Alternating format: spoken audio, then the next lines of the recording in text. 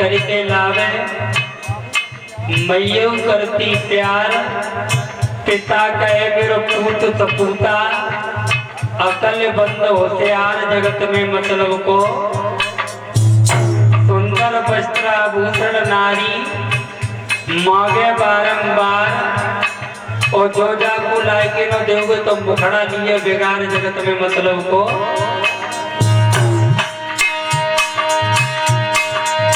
देख लिया दुनिया का सारा नजारा, नाम किसी के न कोई हमारा।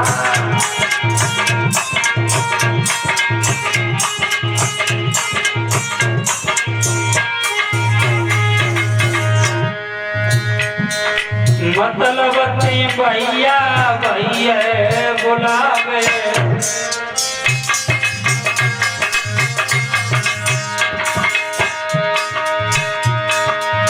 मतलब का है ये संसार सारा, नाम किसी के न कोई हमारा।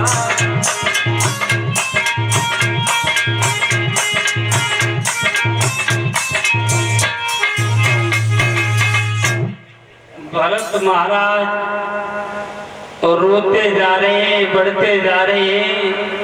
इधर सिंधु सोवीर देश के राजा रघुगढ़ मन में विचार कर रहे हैं कि मैं तत्व ज्ञान की चर्चा के लिए कपिल मुनि के आश्रम में जाऊंगा।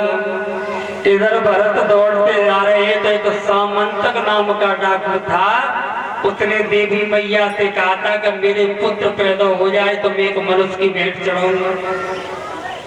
उसकी इच्छा पूरी हुई। जब इच्छा पूरी हुई तो सामंतक ने अपने साथियों से कहा कोई हट्टा गट्टा मिल जाए उसे पकड़ के लाओ, आज हम काट के देवी पर चढ़ाएंगे।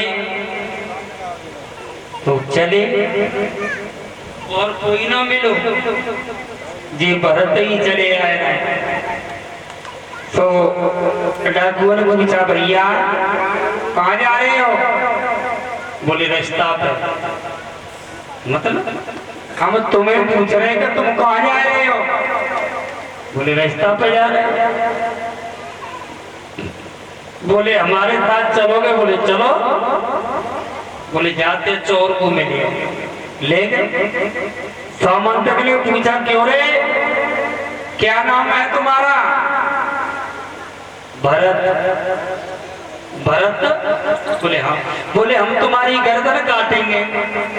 बोले तू क्या हो गया, हमारी गर्दन ही तो काटो है, हमें तो काटो है ना। अरे हम तेरी गर्दन काटेंगे। बोले तू क्या हो गया, मेरी गर्दन ही तो काटोगे, मुझे नहीं काटोगे। महाराज आप मेरा हाथ काट सकते हो, पैर काट सकते हो, लेकिन मुझे नहीं काट सकते। बोले अच्छा? बोले हाँ।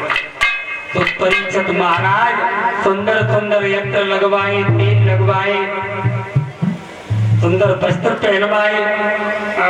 पूछा तेरी कोई इच्छा है? बोले है। बोले क्या? बोले हम मैया से 2 मिनट की जो बात करो वो चाहता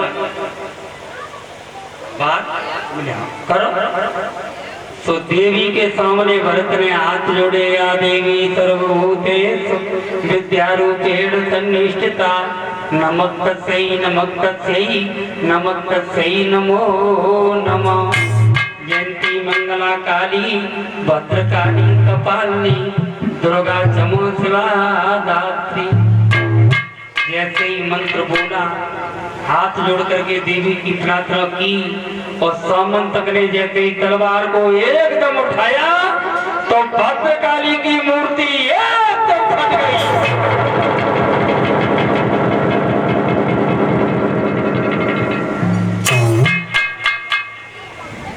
नेत्र बंद है।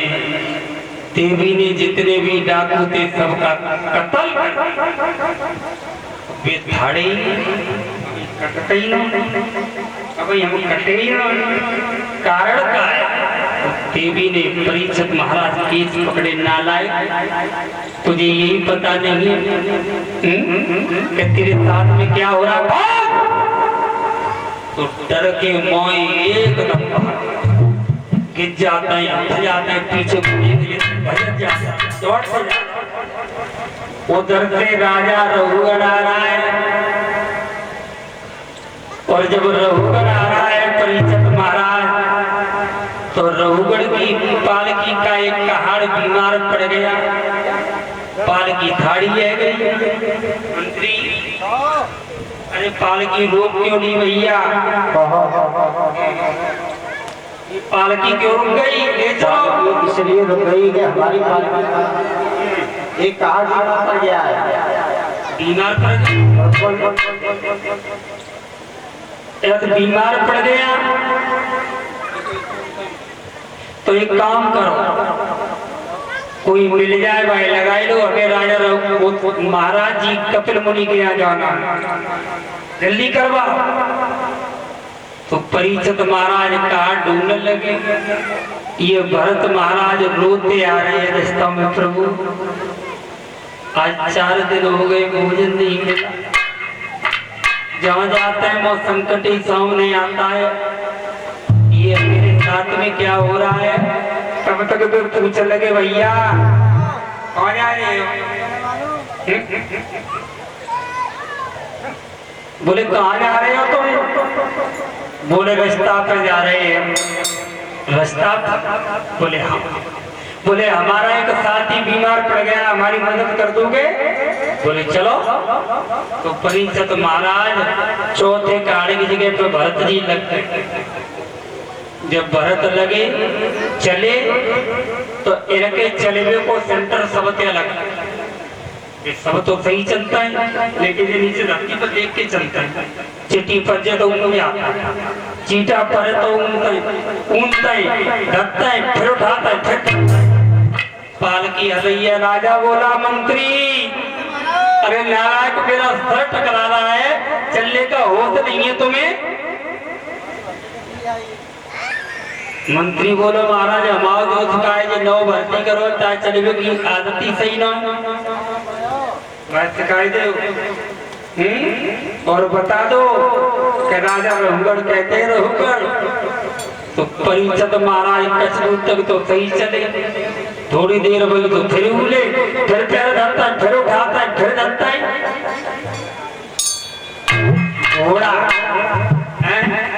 राजा रघुगण को क्रोध आया और तलवार लेकर के एकदम उतरे, बोले नालायक, मैं तेरा